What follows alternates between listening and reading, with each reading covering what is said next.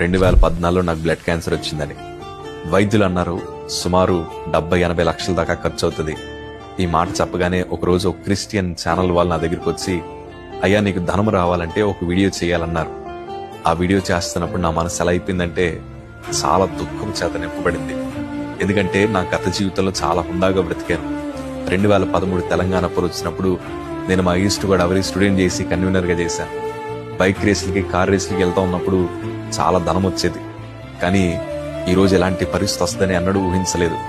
నా 2 చేతులు జోడించి కెమెరా ముందు అన్నాను కదా, అయ్యా నాకు బ్లడ్ క్యాన్సర్ వచ్చింది, ఎవరన్నా సహాయం చేసేవాళ్ళుంటే ముందరికి రండి.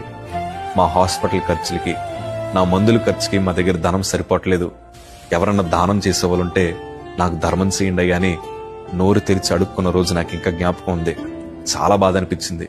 ఈ వీడియో ఎవరన్నా చూస్తే నా బ్రతికేమైపోద్ది, ఈ వీడియో ఎవరన్నా చూస్తే నన్ను హేళన చేస్తారు మనని చాలా కృంగిపోయాను.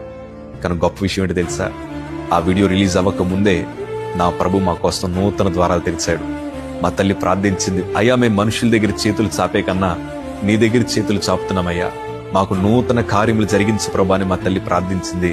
ఆ ప్రార్థన విన్న దేవాది దేవుడు మేము మనుషుల దగ్గర చేయి చాపక మునిపే నా ప్రభు నూతన ద్వారాలు మా కోసం తెరిచారు.